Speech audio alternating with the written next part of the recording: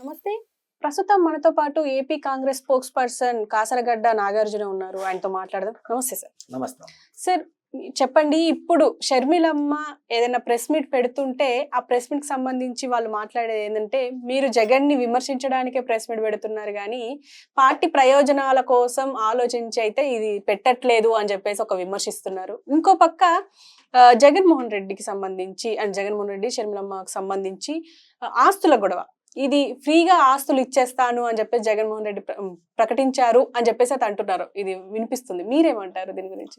మొదటిది మేడం, నిన్న 2 రోజులు షర్మిలమ్మ పార్టీ ఆఫీసులో కార్యకర్తలకి అవైలబుల్గా ఉన్నప్పుడు 2 ప్రెస్ మీట్లు అడ్రస్ చేసింది. ఓకే. ఆ 2 ప్రెస్ మీట్లో మొదటి రోజు ప్రెస్ మీట్ వక్ఫ్ బోర్డు బిల్లు, రెండో రోజు ప్రెస్ మీట్ పోలవరం గురించి, ఈ రెండింటి గురించి మాత్రమే ప్రెస్ మీట్ మేము పెట్టాం మేడం. ఈ 2 సమస్యల మీద మేము పోరాడిన తర్వాత మొదటి రోజు ఏ సమస్య మేము పోరాడమంటే వక్ఫ్ బోర్డు మీద మేము పోరాడినాం.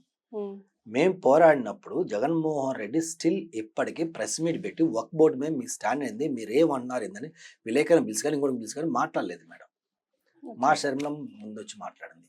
అంటే ప్రజా ప్రయోజనాల కోసం ప్రజల సమస్యల్ని మొదట ఎవరు అడ్రస్ చేస్తున్నారు ఆలోచించండి. షర్మిలమ్మే అడ్రస్ చేసింది. రెండోది, సెకండ్ డే పోలవరం గురించి మేము మాట్లాడినాం. పోలవరం గురించి మేము కమిటీ వేసి అసలు పోలవరంలో ఏం జరుగుతుంది, ఆ యొక్క బాధితులకి నష్టపరిహారం వచ్చిందా రాలేదా, హైట్ ఎంత కడుతున్నారు, ఎంత హైట్ కట్టిన తర్వాత నీళ్ళు స్టోరేజ్ కెపాసిటీ ఎంతవరకు స్టోర్ చేసే కెపాసిటీ ఉంది ఏంటని చెప్పి మేము ఒక కమిటీ వేసి నిజ నిర్ధారణ కమిటీ ఆ రిపోర్టు బయట పెట్టిన దాకా వైఎస్ఆర్సీపీ అది చూసి కాపీ కొట్టి అంబాటి రాంబాబు ఆ గంట 2-3 గంటల తర్వాత మా ప్రెస్ మీట్ అయిన తర్వాత ఆయన ప్రెస్ మీట్ పెట్టాడు. అంటే మొదట ఎవరు స్పందిస్తున్నారు? కాంగ్రెస్ పార్టీ స్పందిస్తుందా, వైసీపీ పార్టీ స్పందిస్తుందా? మేము స్పందించిన తర్వాత, మా షర్మిలమ్మ స్పందించిన తర్వాత అది చూసి వీళ్ళు కాపీ కొడుతున్నారు. అంటే ప్రజా సమస్యల మీద ఎవరికి చిత్తశుద్ధి ఉంది అది ఒకసారి చూడాలి మేడం. రెండోది, డిబేట్లు మొత్తం అయిపోయిన తర్వాత ప్రెస్ అడిగిన ప్రతి క్వశ్చన్కి ఆన్సర్ చేయాలి. జగన్మోహన్ రెడ్డి గారు లాగా మేము పారిపోం. అది ఏ క్వశ్చన్ అయినా సరే షర్మిలమ్మ టక్కని సమాధానం చెప్పింది. అలాగే ప్రెస్ మీట్లు మొదటి రోజు పోలవరం మొదటి రోజు వక్ఫ్ బోర్డు బిల్లు మీద ప్రెస్ మీట్ అయిపోయిన తర్వాత విలేకరులు సునీతమ్మ సెక్యూరిటీ గురించి కానీ ఆ కేసు గురించి కానీ మా వివేకానంద రెడ్డి గారి కేసు గురించి మాట్లాడినప్పుడు షర్మిలమ్మ పారిపోకుండా భయపడకుండా నేను బిజీగా ఉన్నాను తర్వాత చూద్దామని ఇలాంటి జగనన్నలాగా ఆన్సర్లు చెప్పకుండా అడిగిన క్వశ్చన్కి ఆన్సర్ చెప్పారు. తప్పేంటి? అది కూడా సెన్సిటివ్ ఇష్యూయే కదా. తప్పేంటి? సెకండ్ రోజు ప్రెస్ మీట్ పెట్టింది పోలవరం గురించి మాట్లాడడానికి. మేము మాట్లాడడం అయిపోయిన తర్వాత విలేకరి గారు అడిగారు, ఎన్సీఆర్టీలో జగన్మోహన్ రెడ్డి గారు మీ మీద కేసు వేశారు కదా, ఫోర్జరీ చేశారంట కదా, వాస్తవాలు ఏంటి అని అడిగారు. అడిగినప్పుడు షర్మిలమ్మ కూడా దీన్ని ఘాటుగా స్పందించింది. అది కావాలి మేడం మనకి. అది ప్రజలకు అసలు ఏమని స్పందించిందంటే, నేను ఇక్కడ ఒక పార్టీ అధ్యక్షురాలని, నేను ఇక్కడ ప్రెస్ మీట్ పెట్టింది జగన్మోహన్ రెడ్డి గారి గురించి, ఇంకొకరి గురించి, నా సొంత గురించి మాట్లాడుకొని రాలేదు, రాష్ట్ర ప్రయోజనాల గురించి మాట్లాడుకోవడానికి నేను వచ్చాను. నేను మాట్లాడుతున్నాను, మాట్లాడిన దాన్ని మీ మీడియాలో కవర్ చేయట్లేదు. అది కవర్ చేయకుండా నేను జగన్మోహన్ రెడ్డి గారి గురించి వాళ్ళు మాట్లాడితే, ఇంకొకరి గురించి వాళ్ళు మాట్లాడితే, మా కుటుంబం గురించి మాట్లాడితే అవి మాత్రమే కవర్ చేస్తున్నారు. అది తప్పు కదా. కవర్ చేస్తే 2 కవర్ చేయండి. అది ఒక్కటి మాత్రం అలా కవర్ చేస్తారని చెప్పి అక్కడ ఉన్న విలేకరుల మీద కూడా షర్మిలమ్మ సీరియస్ అయిన తర్వాత అప్పుడు అక్కడ ఉన్న విలేకరులు, మేడం తప్పు అయిపోయింది, మేము ఈసారి మళ్ళీ 2 కవర్ చేస్తాం మేడం, మీరు ఏమనుకోవద్దు, దీనికి ఆన్సర్ చేయండి, డెఫినెట్గా కవర్ చేస్తామని చెప్పిన తర్వాతే అప్పుడు షర్మిలమ్మ పారిపోకుండా భయపడకుండా అడిగిన క్వశ్చన్లకి ఆన్సర్ చేసింది. అంటే విలేకరులు అడిగిన క్వశ్చన్ మేము ఆన్సర్ చెప్పాం, దానికోసమే మేము ప్రెస్ మీట్ పెట్టలేదు మేడం. అంటే వైసీపీ వాళ్ళకి ఏం చేయాలో తెలియక మేమేదో కాంగ్రెస్ పార్టీ ఏదో నారా చంద్రబాబు నాయుడు గారికి దోస్తీ చేస్తున్నట్టు, ఎన్డీఏకి దోస్తీ కాస్తున్నట్టు ప్రజలకు అలా చూపిస్తేనే మా పార్టీ సైడ్ ప్రజలు ఉంటారు, మమ్మల్ని నమ్ముతారు, లేదా మా అందరు కాంగ్రెస్ పారిపోతారు అనే వాయికల్లో ఈరోజు వైసీపీ పార్టీ లీడర్లు చేస్తున్నారు. సూటి ప్రశ్న మేడం, నేను ఒకటి అడుగుతాను. జగన్మోహన్ రెడ్డి గారు నరేంద్ర మోడీ బీజేపీ దత్తపుత్రుడు అవునా కాదా? దీనికి వీళ్ళు సమాధానం చెప్పాలి. ఈరోజు ఏపీలో ఉంది 2 పార్టీలు, ఒకటి కూటమి, 2 కాంగ్రెస్. వైసీపీ కాదు, కాంగ్రెస్. కూటమిలో ఎవరెవరు ఉన్నారంటే డైరెక్ట్ గా 3 పార్టీలు ఉన్నాయి, బీజేపీ, తెలుగుదేశం పార్టీ, జనసేన ఉంటే ఇండైరెక్ట్ గా వైసీపీ ఉంది మేడం. ఈ రోజు కూటమి కూడా వైసీపీలోనే ఉంది. ఎందుకు ఈ మాట అంటున్నారంటే, రాజ్యసభలో కూడా మీరు చూస్తే ఎన్డీఏకి సపోర్ట్ చేస్తే మీరు ఓటేశారు కదా మీ రాజ్యసభ మెంబర్లు, అంటే వక్ఫ్ బోర్డుకి సపోర్ట్ చేస్తే మీరు ఓటేశారు కదా, అంటే ఇండైరెక్ట్ మీరు ఎన్డీఏ కూటమిలో ఉన్నట్టు కదా. మీరు మమ్మల్ని ఎలా భయం ఏం చేస్తారు? మేము రాష్ట్ర ప్రయోజనాల కోసం, ముస్లిం ప్రయోజనాల కోసం మేము ఫైట్ చేస్తున్నాం. ఇప్పుడు ఎన్డీఏ కూటమికి అగెన్స్ట్గా మేము ఉన్నాం, మీరు వాళ్ళతో కలిసి ఉన్నారు. కలిసి ఉండి మీరు ఎలా మాట్లాడతారు? అదొకటి. ఇంకొకటి మేడం, మీరు ఇందాక చెప్పారు జగన్మోహన్ రెడ్డి గారు ఫ్రీగా ఇస్తా అన్నారు కదా షర్మిల గారికి అని చెప్పి. ఆయన నిజంగా ఇచ్చే మోహమే మేడం. ఎంతమందికి ఇచ్చాడు? 10 రూపాయలు ఎవరికైనా దానం చేయడం మీరు చూసారా? ఏమైనా చూసారు? మీరు చూస్తే విజువల్స్ బయట పెట్టండి. 10 ఎగ్జాంపుల్ చెప్తా మీకు. రీసెంట్గా జరిగిన ఎగ్జాంపుల్ చూద్దాం మేడం. విశాఖలో తుఫాన్ వచ్చింది, కొట్టుకొని పోయారు. తోచినంత సహాయం చేస్తున్నారు. మీరు 100 రూపాయలు చేసి ఉండొచ్చు, నేను 200 చేస్తాను. ఎవరి ఆర్థిక పరిస్థితిని బట్టి వాళ్ళు సపోర్ట్ చేశారు. ఎందుకంటే విజయవాడలో వరదలు వచ్చి అన్నీ కొట్టుకొని పోయినాయి కదా, ప్రజలు ఇబ్బంది పడ్డారు అని చెప్పి ఎవరు తోచినంత సాయం. కొంతమంది అండి ఒక 10 కేజీలు రైస్ ఇచ్చారు, ఇంకొక 20 కేజీలు టమాటా, ఎవరికి నచ్చి వాళ్ళు ఇచ్చుకుంటా వచ్చారు. జగన్మోహన్ రెడ్డి గారు వచ్చి ఆడ మాట్లాడుతూ ఆయన ఏం చెప్పాడు? 1 కోటి రూపాయలు నేను నష్టపరిహారం ఇస్తాను అని చెప్పాడు. ఎవరికి ఇచ్చారు? ఏ అకౌంట్ నుంచి ఇచ్చారు? ఏ అకౌంట్కి క్రెడిట్ అయినాయి? ఆ అకౌంట్ ఎలా ఖర్చు పెట్టారు? ఆ డీటెయిల్స్ కానీ మొత్తం ఇవ్వమని చెప్పండి.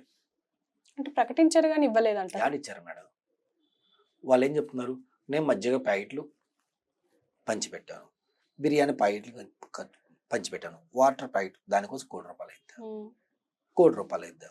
ఖర్చుపోతే నీ యొక్క పార్టీ ఆఫీస్ నుంచి కానీ నీ పర్సనల్ అకౌంట్ కానీ ఏ మజ్జిగ ప్యాకెట్ కంపెనీకి నువ్వు 50 లక్షలకు పంపించావు? ఏ పులిహార ప్యాకెట్ కానీ ఒక 50 లక్షలు ఇచ్చి ఉండవు, లేదా ఇంకో దానికి వాళ్ళ అకౌంట్ కొట్టుండాలి కదా, నువ్వు డబ్బులు కొనుండాలి వాళ్ళ దగ్గర. ఏది ఖర్చు చూపించు మరి. క్యాష్ ఇచ్చిండ్రేమో సార్. ఇచ్చే ఉండొచ్చు, ఎందుకంటే ఆయన దగ్గర అంత బ్లాక్ మనీ ఉంది అయితే. సో ఇంకోటి మేడం, అంటే అక్కడ పిల్లికి బెచ్చం పెట్టల. రెండోది మేడం, వల్లభనేని వంశీ విజయవాడలో సంథింగ్ ఏదో జైలు దగ్గర ఆయన పరామర్శించడానికి వచ్చారు. రాజమండ్రి ఒక పసిబిడ్డ జగన్మోహన్ రెడ్డి గారికి దగ్గరకు వచ్చి, జగన్మావయ్య నేను ఫీజు కట్టుకోలేకపోతున్నాను, కూటమి నాకు అమ్మ ఒడి ఇవ్వలేదు జగన్మావయ్య అని చెప్పి ఆమె బాధలు చెప్పుకుంది. నువ్వేం చేయాలి? పక్కన నీ పియోను ఇంకొకరు ఎవరో ఒకరు ఉంటారు కదా, నీ ఇన్ఛార్జ్ ఎవరు ఉంటారు, అమ్మకి ఒక 50,000, ఒక 10,000, ఒక 20,000 తల్లి నువ్వు ఫీజు కట్టుకుని చదువుకోమ్మా, చదువు ఆగకూడదు, వాళ్ళతో ఏముందని నేను చదివిస్తానులే, ఎంత తీసుకుంటానులే అని చెప్పి నువ్వు చెప్పాలి కదా. మరి ఏం చేసావు? ఇంతైనా ఇలా ఓ ఫోటో దిగాడు, పంపించాడు ముద్దు పెట్టి. ఉపయోగం ఏముంది? నువ్వు డబ్బులు దానం 10,000 కూడా లేకుండా ఉన్నావా? 20,000 కూడా లేకుండా ఉన్నావు కదా. పసిపెట్టి చదువుకోవడానికి డబ్బులు లేవని చెప్పి నీ దగ్గరకు వచ్చింది కదా, మనం ఎందుకు ఇలా పోయావు? అంటే జగన్మోహన్ రెడ్డి గారి స్వభావం ఫ్రీగా ఇచ్చే స్వభావం. సరే అన్నీ వదిలేయండి. పులివెందల్లో చూద్దాం. ఈయన పులివెందల ప్రచారానికి వెళ్ళినప్పుడు ఆ పులివెందలు ఈయన చూడటానికి ఒక 10-15 ఏళ్ళ బాలుడు ఉరుక్కుంటా 4 గంటలు నడుచుకుంటూ జగన్మోహన్ రెడ్డి గారు చూడటానికి వచ్చారని చెప్పి సాక్షిలో కూడా వేశారు మేడం.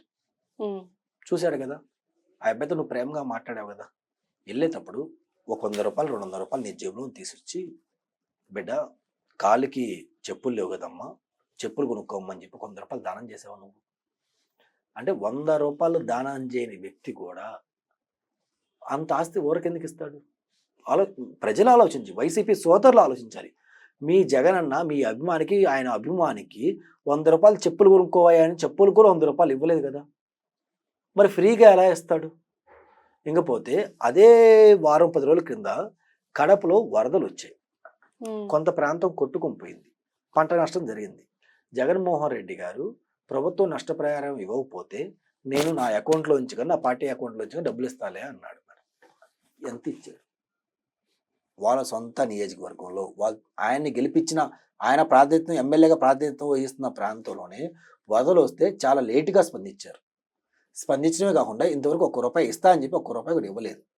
ఇంకా ఫ్రీగా ఎలా ఇస్తాడు? ఇన్ని కోట్ల ప్రాపర్టీ ఫ్రీగా ఎలా ఇస్తాడు మేడం?